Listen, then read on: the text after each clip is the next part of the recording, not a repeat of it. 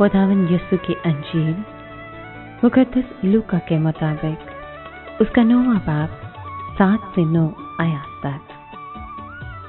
उन दिनों में रईस रूबा हेरोदेस ने जो कुछ यीशु कर रहा था सुना और शक में पड़ा, इसलिए कि बाज कहते थे कि यूहन्ना मुर्दों में से जी उठा है, और बाज के इलियास जाहिर हुआ है, और बाज के अगलों में से कोई नबी उठा है।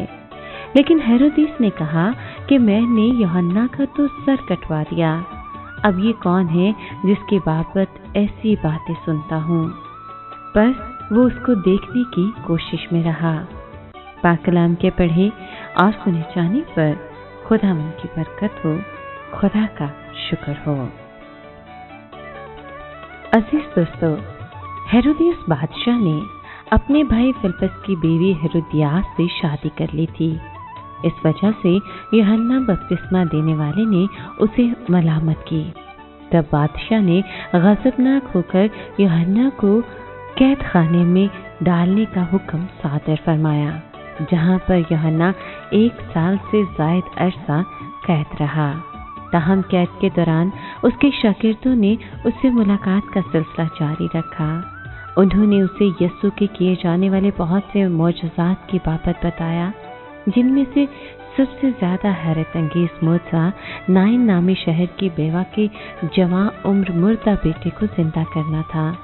उन्होंने यूहन्ना को ये भी बताया कि कैसे लोगों के हजूम यीशु के कलाम और काम से हैरान होकर उसके पीछे हो लिए थे। उधर हेरोदेस ने यूहन्ना का सर कटवा दिया।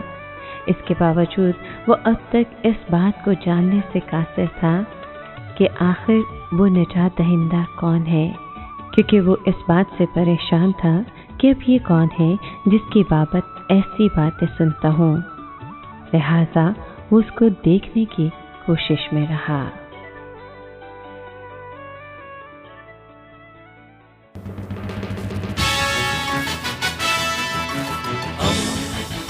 दोस्ती का पैगंबर, रेडियो वेरितास एशिया।